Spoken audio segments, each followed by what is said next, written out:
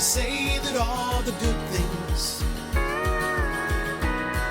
must come to those who wait. Do you remember where all this started from? It's such 'Cause a you know weird... me, I do. Yeah, you've probably got it written down somewhere in a book or one of your many, many little books you write in. For me, it was throughout lockdown. How did we even approach? How did we meet? So, just before all the lockdown stuff, Oh, you did a live session with we me. did a live session. Correct. And I think we got talking about what do you want to do with your music kind of thing. And, Yeah. And it was like, oh, well, I don't really know. I want to do this. I've always got like, all these plans and schemes and stuff, but I never do anything about them. Yeah. And you were like, oh, well, I can do that. And I was like, oh. I think that's the first time anyone's ever said that to me, but like with an intent to do it. Yeah. It's usually, oh yeah, I can know someone that can do that. I can do that, and then nothing ever comes of it. And then obviously, I think it was 2 or 3 days after we did that session, you hadn't even sent me the videos or anything like that, and we just got put into lockdown. Oh God, man, it's how crazy is that? It all seems like such a blur, a whole lockdown thing. But like, we had all the best intentions, of, like working together, and then it was just like, how are we going to make this work with this amount of restrictions and stuff? And even just from the point of view of just music in general, you know, all the live gigs and whatever, my diary just went from full to empty immediately overnight. And oh, it's crazy. It was just like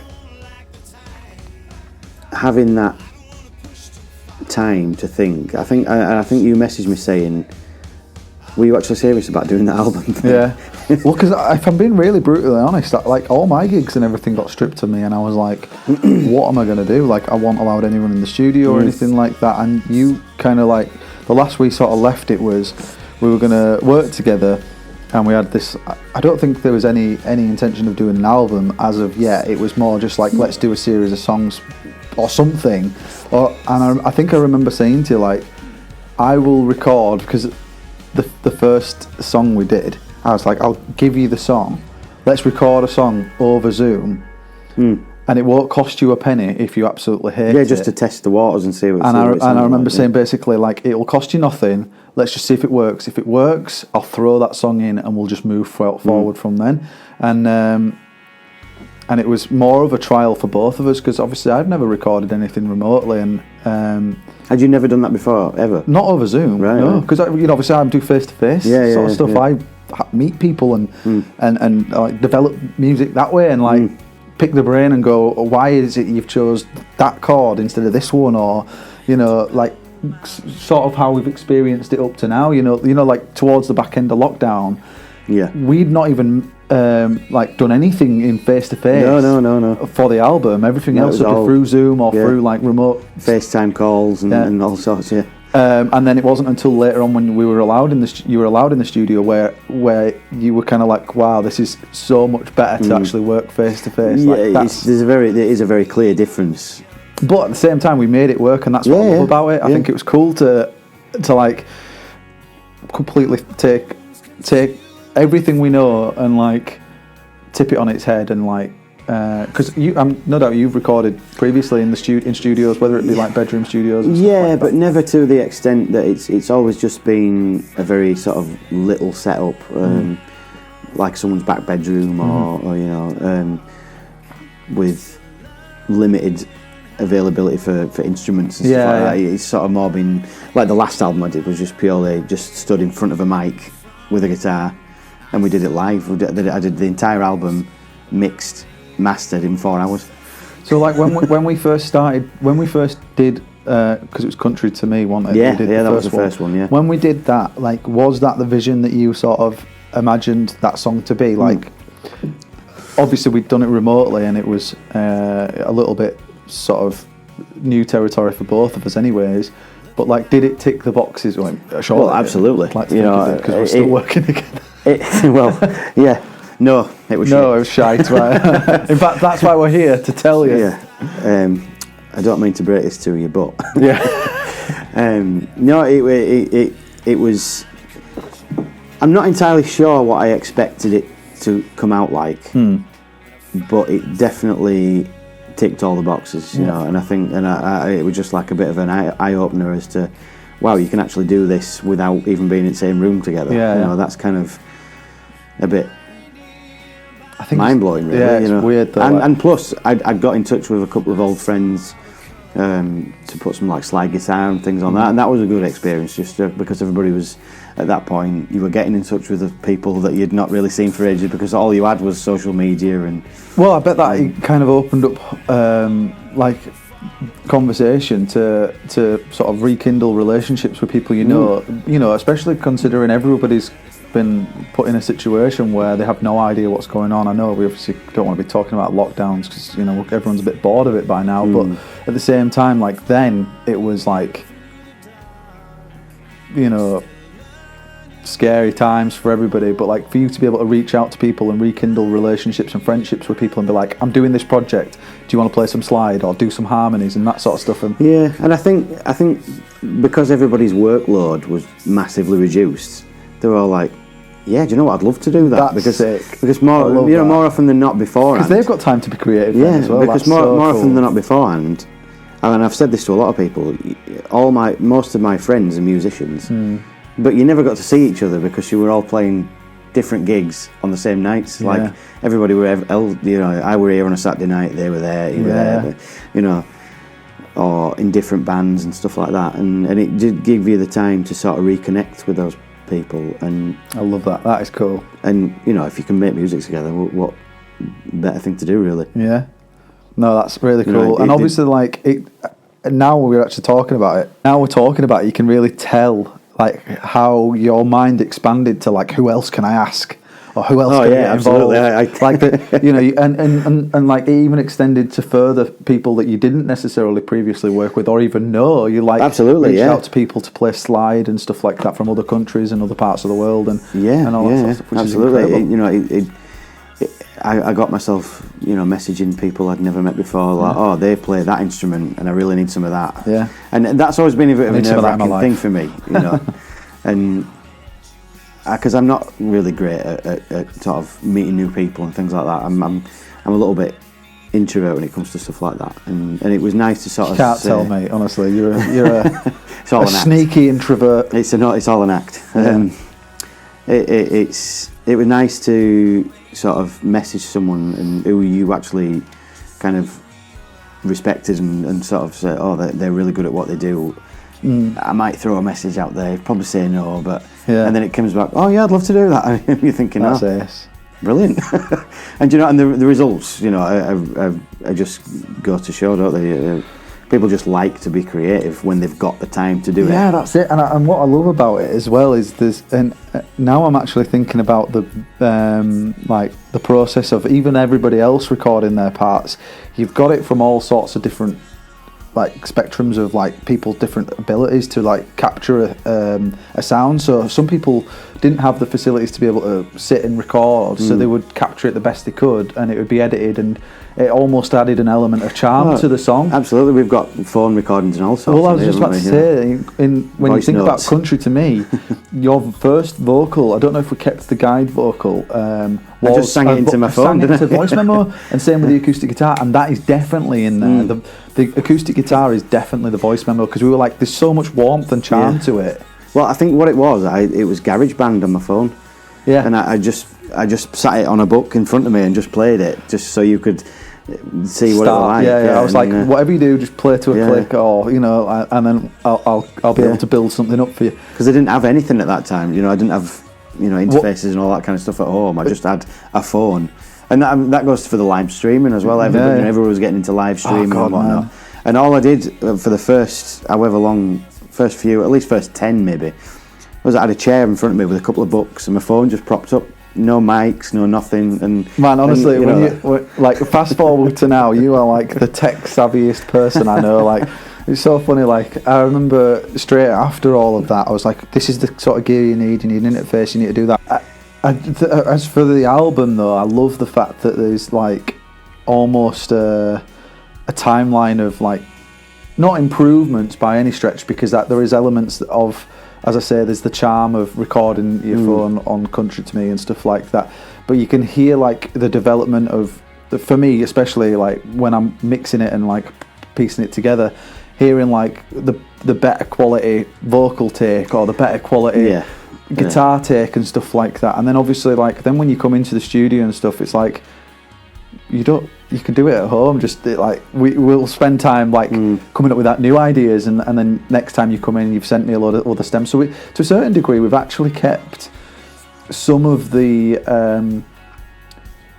remote recording theme, even when we were allowed to see each other. Yeah. Because obviously it was efficient easier. and like we kind of got an understanding it just of how to work. It just saved some studio time. Then we could actually get on with doing the raw ideas. You know, I think one of my funniest memories of the early starting this was you said, all right, well, we're going to do this album now, so just record it, just in your own time, just record the rest of the songs, just do the guide tracks, just do me one acoustic, maybe two acoustics, to a click with the voice. And I think that evening I sent you 12 tracks. Yeah, I was like, mate, honestly, what am I going to do now? You've sent me all like, I expected it to spread out across like the month or something, and it was like a couple of hours later. It was certainly in my inbox that evening when we set up a folder, and it was just the whole entire 12 songs was in there.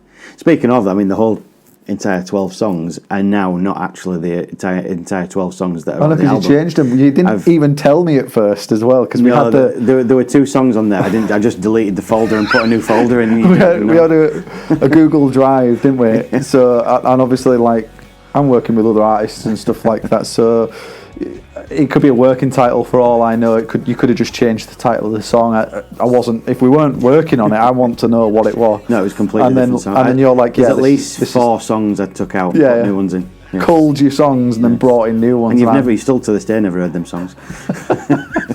Anyway, no, I love it, man. I think you never will. Never will.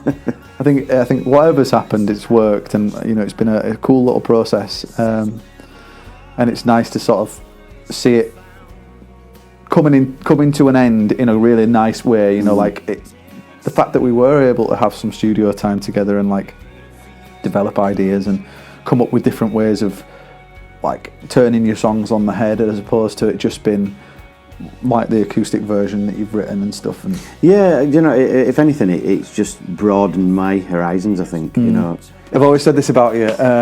You're a very percussive player, and I like that about it. So when you play your songs stripped back, it captures something anyways, and all I've done is just add bells and whistles to the already great like songs. So it's been a lot of fun to do that, to be fair. To be fair, in places we have actually, I think, put bells and whistles in. Quite literally, yeah. MIDI bells and whistles. Yeah. What's the overall plan then, like, for people that are like? Because you've drip fed these songs for the most part, but you've kind of stopped now.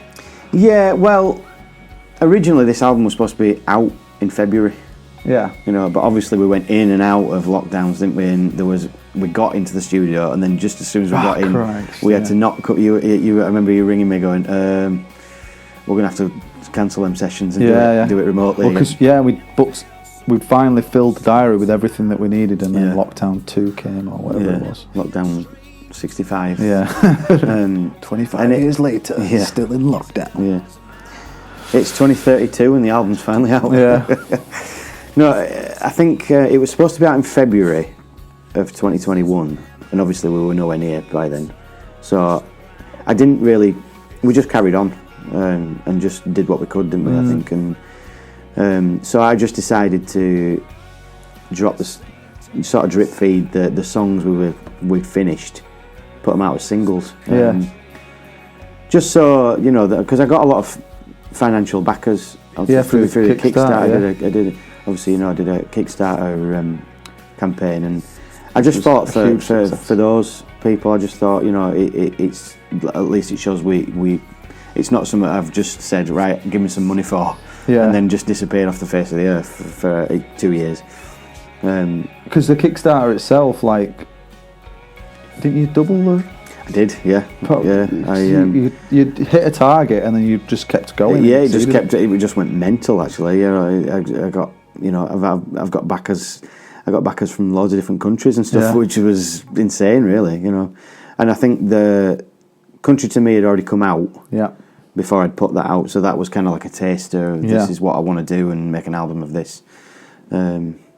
And people just seemed to take to it, which was... Would you do Kickstarter ever again, do you think? Or do you think it's sort of run its course? No, I think I'd probably not do that again, but it was a really great experience. It was something new. I'd never done that before. Because it did give you almost an excuse to create more content and offer value to people, because you're really on that sort of stuff anyways. Yeah, I mean, it does send my little cogs working to sort of think, oh, well... I mean, we were even talking today about like doing a little limited thing for the Kickstarter people because they've had to wait a little bit longer. And it does send. I think I really kind of shine sometimes when I get the gears working. Or what could I do? Like I'm a bit hyperactive with the promos. You've probably seen a little bit. You're on it, mate. It's great. But I really do enjoy it, and I like thinking of little different things that can make people think it's a bit special, maybe. Or, not just here's a track, right? It's out in the world, do nothing. Which I, may have done that a few times before. The last album, I probably just chucked it out there and found out what happened. Really, I think we're living in a bit of a different world though now, aren't you? I think the music industry is always changing and it's so fast paced at the moment. But like, I think it was a different time then, where you were probably gigging all the time, and you'd probably sell more physical copies of your music back then than you would do now. The last album, I think I remember getting 250 copies CD, and I sold 90% of them out in the street busking. Yeah. People I don't think you'd do that now. I don't. I think people would be quite more inclined to say, I really enjoyed your busking. Are you on Spotify? Where's your Spotify link? Yeah. Oh, have you got a business? Well, you're quite right there, and it really, from someone of my generation who grew up collecting CDs and that was my entire world when I was a teenager, and plus probably my early 20s as well.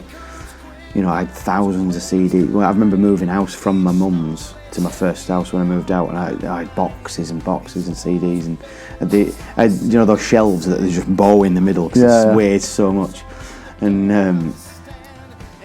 now it's just like I encounter so many people that don't actually own a CD player.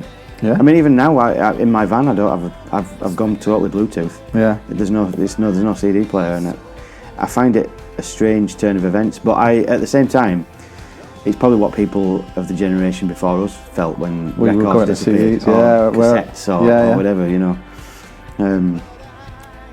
I like the fact that it's more accessible, though. Yeah. Even my kids now are just like, oh, I like this song. Where is it on Spotify or Apple Music or? Yeah, because I mean, even with your Spotify spins, you've had some amazing.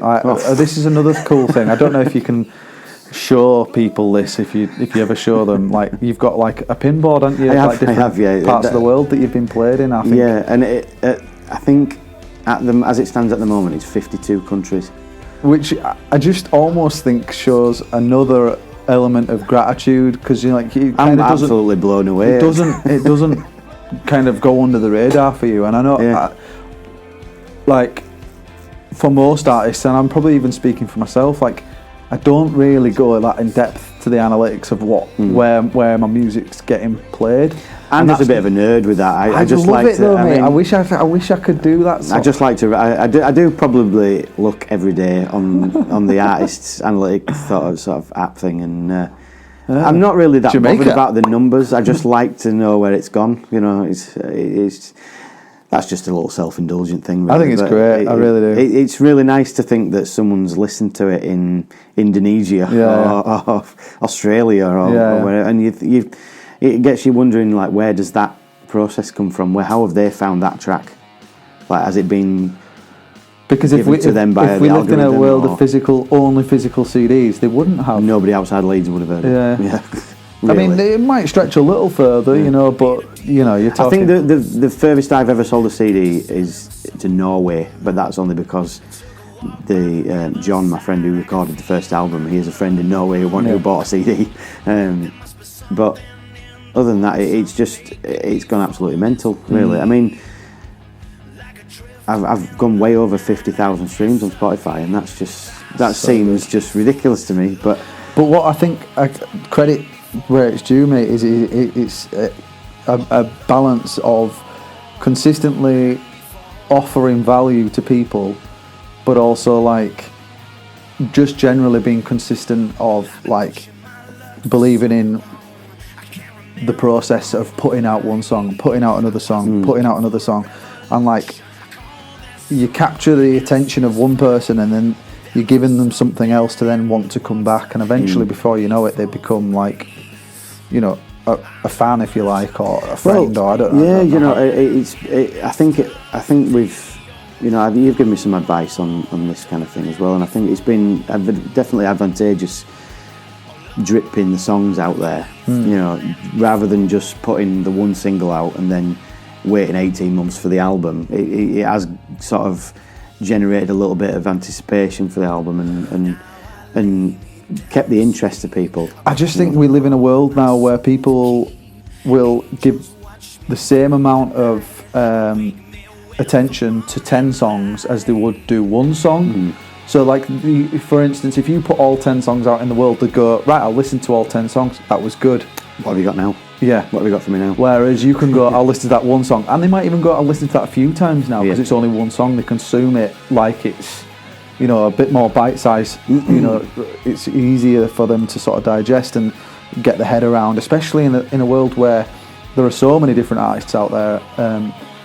You know, not just talking about the local scene or like under the radar sort of unsigned artists. We're talking like mainstream artists and everyone. I think everyone is playing that same game of drip feeding one song at a time. Yeah. Because, well, I think I remember, was it Radiohead were one of the first big bands where they'd say, right, we're just not going to make a new album. Oh, really? We're going to just put songs out from now on, just release songs. And I didn't because know. it just wasn't really worth the, you know, for that size of a band who've got a big, massive fan base, you know, it must be, I think as well with the fact that people were leaking it, because everything with digital, it's very easy to sort of LimeWire and stuff. Find a file and stream it for free. Yeah. Although, like that around that time, streaming was illegal. Yeah. But then when you think about it now, that's all we do. You know, Napster. Yeah. When you downloaded a song and you gave your computer AIDS. Yeah, exactly. Yeah. you get the best album of your life, and you're like, oh, I finally get to hear this new artist, and then you've got all sorts of viruses at the same time. Oh, but do you remember the songs as well? Sometimes you'd get a song from Napster. I was LimeWire. Oh, I did LimeWire as well, I think.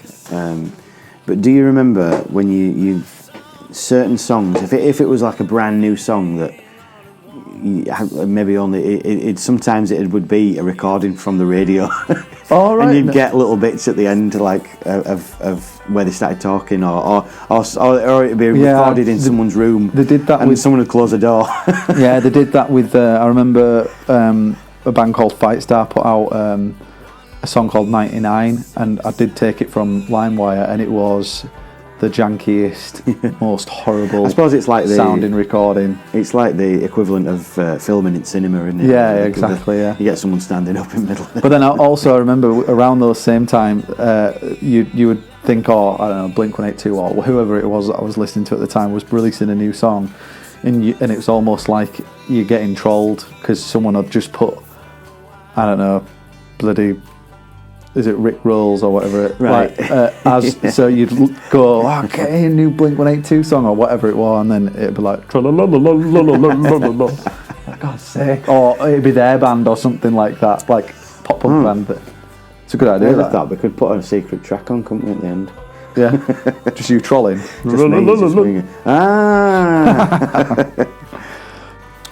Have you got a favourite moment that we've done so far that's really kind of thought, I'm really glad I've done this now?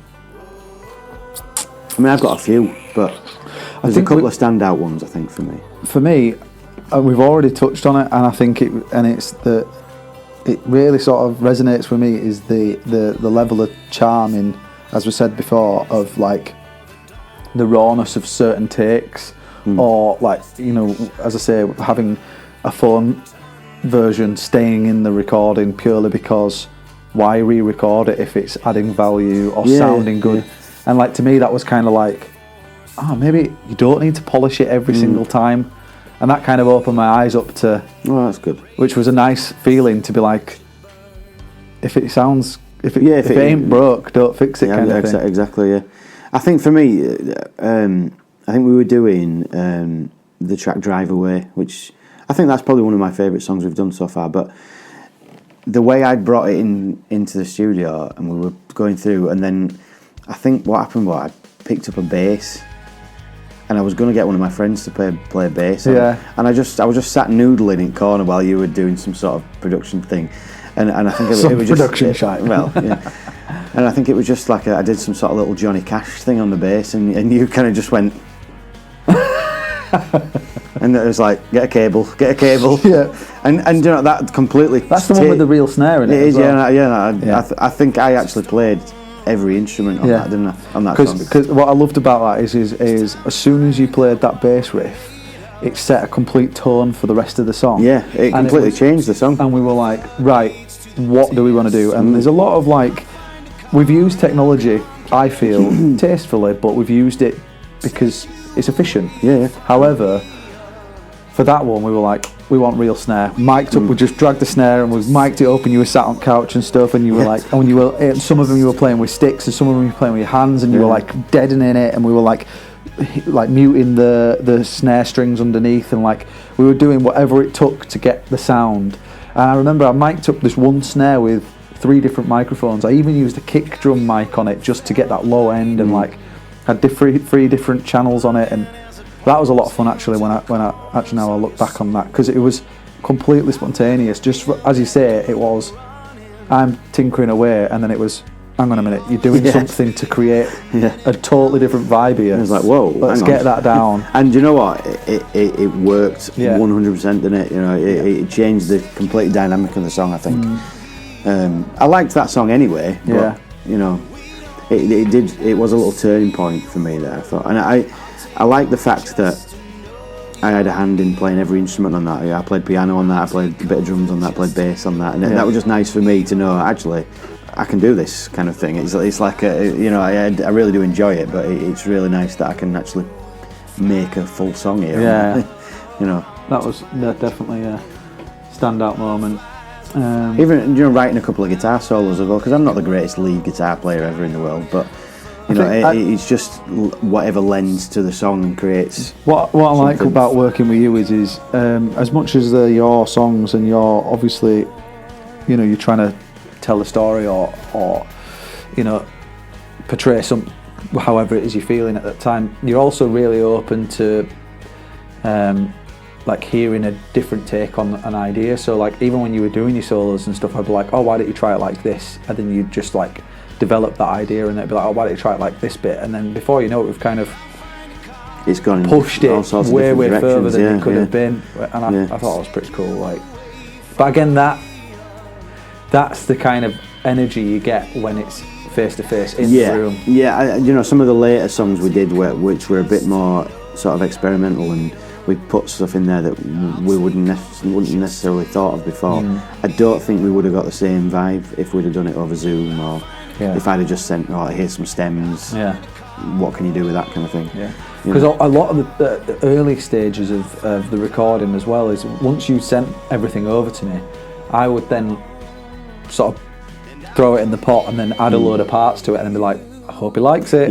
And then I'd send it over and you'd be like, love that. Not so much on that. And then I'd take it back to the drawing board. But then again, you know, if it wasn't the right thing, then we've just wasted 2 hours of, you know, whereas if we're in the studio, oh, I don't really like that, oh, we won't do that then. No. You can sort of quickly divert to where you want it to be, as opposed to like having to. And plus you get, I think you really get that energy like bouncing back and forwards, don't you? And it's you get sort of consumed. Well, we've done a couple of sessions, haven't we? And all of a sudden it's 1 a.m. And I love those ones because they're the ones where I'm most tired. And when I come into the studio, I'm like, oh God, I'm not feeling it today.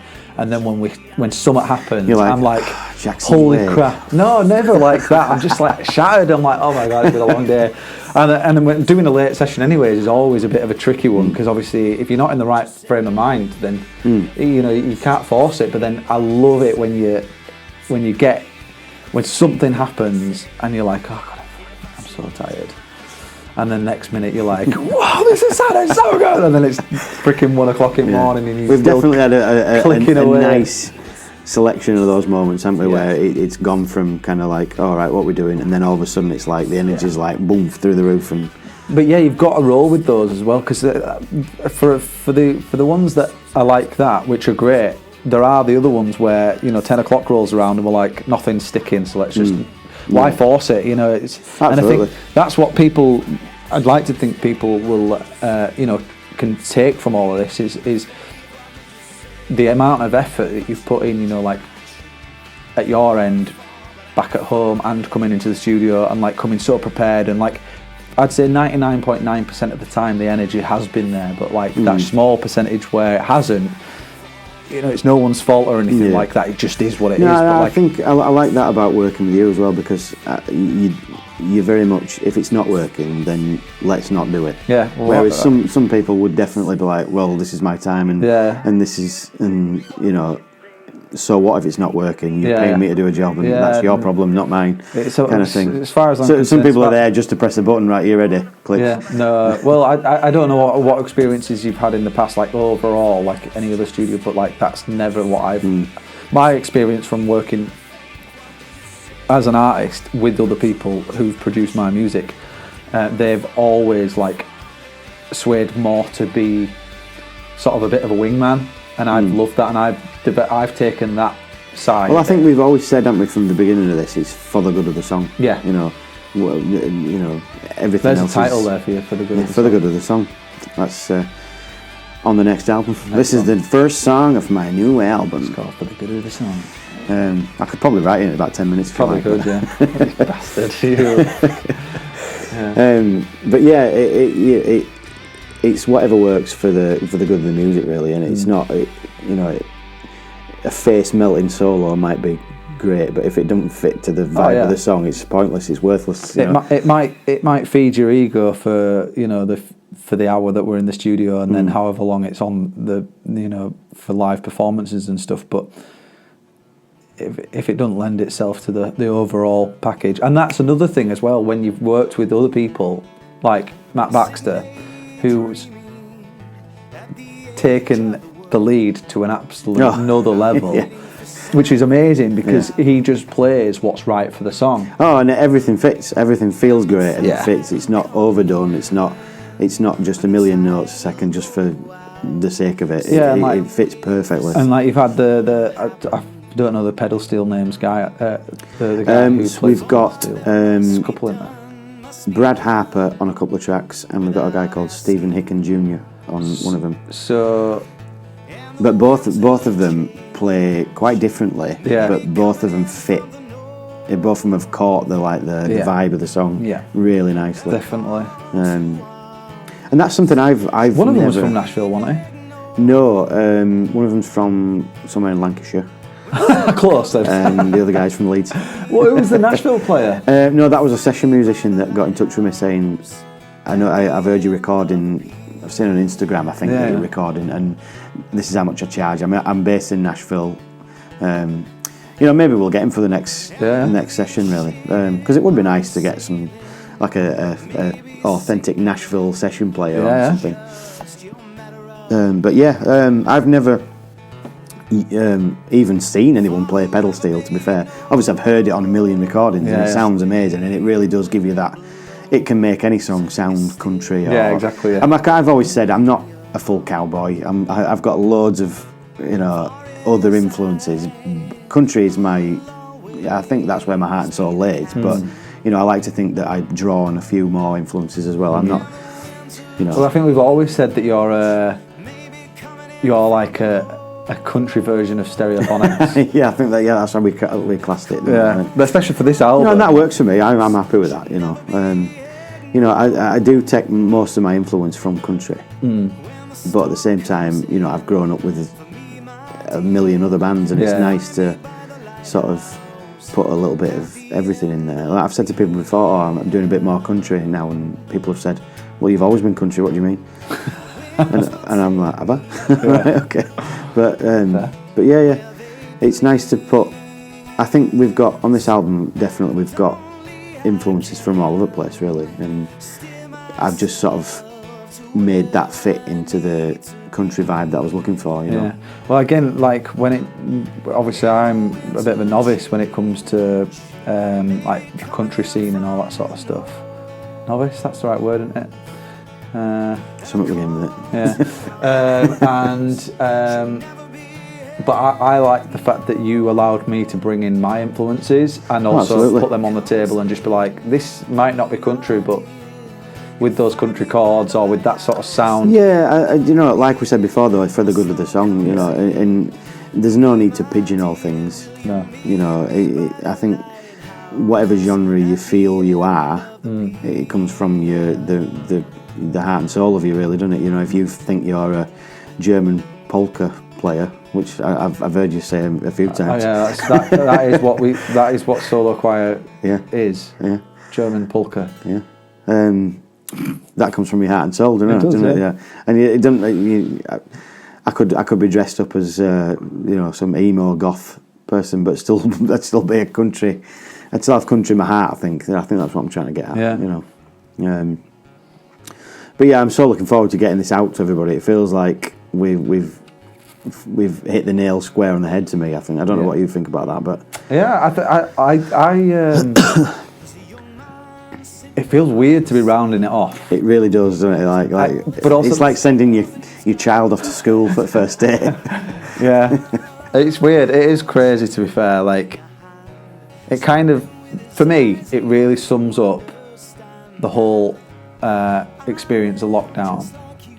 Everything positive about it. You know what I mean? Like the friendships that I've made, and as well as like the networking that's I've obviously opened up new doors of, not even new doors, like as I said to you before, like rekindling friendships, meeting people, whether it be online. Again, I just feel like it sums up this time, but in all the right ways.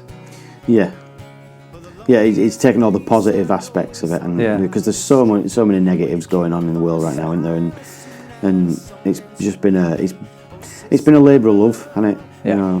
You know, as for me, you know, just seeing it all kind of unfolding and giving the songs that I've, you know, lived by that depth, you know, and the presentation of putting them out into the world and everything. I think once this album comes out in December, I'll feel like a little lost lamb. I think I'll be like, what do I do? And but you know, I mean, you know me. The next one's pretty much written, so we've got plenty to do. Yeah, it's funny because honestly, I'm so excited to start the next little venture. And like we were talking about like where it's going to go and what we're going to do and all that sort of stuff. And obviously that'll come in time. And we are talking about this project, but.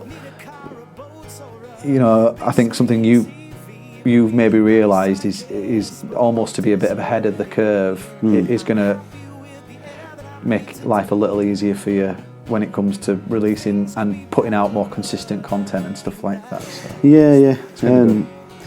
But you know, in the meantime, it's just it's all systems go really now, and it's I can't wait to get out there and play a few more purely original shows. I think the album is out, and you've got.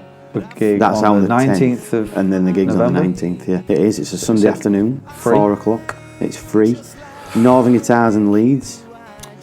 And are you gonna there'll be a physical support. copies to sell? Oh yeah, you'll be able to buy the album there. Physical copies. You'll be able to buy all the merch. Got a shiny a T-shirt with a guitar with 7 strings on it. Just because I did not proofread the picture beforehand. Whoops. Limited edition 7-string guitar T-shirts. Say it's like a 7-string pedal steel acoustic. It's tuned to J flat, that top string. J flat. Yeah. Just an extra G string on it for you. Yeah.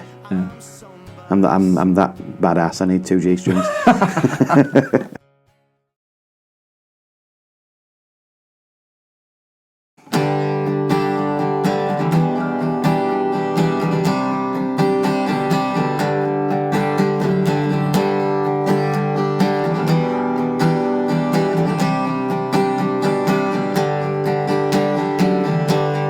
Making excuses not to show you my winning hand.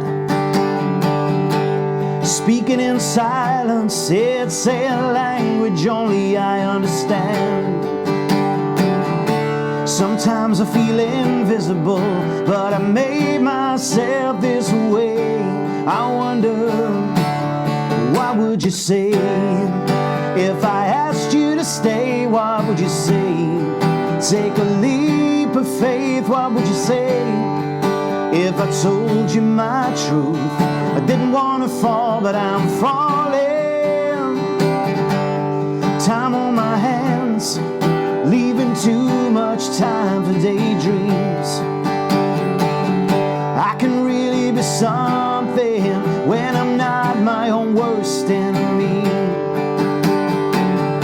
Sometimes I feel invisible, but I made myself this way. I wonder, what would you say if I asked you to stay? What would you say? Take a leap of faith. What would you say if I told you my truth? I didn't want to fall, but I'm falling. When I fall deep. Yes, I fall in all the wrong places. I seem to have a habit of filling up all of my empty spaces. But what would you say if I asked you to stay? What would you say? Take a leap of faith. What would you say if I told you my truth? I didn't want to fall, but I'm falling. What would you say if I asked you to stay? What would you say? Take a leap of faith. What would you say if I told you my truth? I didn't want to fall, but I'm falling. Falling, I'm falling. Falling, I'm falling. Falling, I'm falling. I'm falling.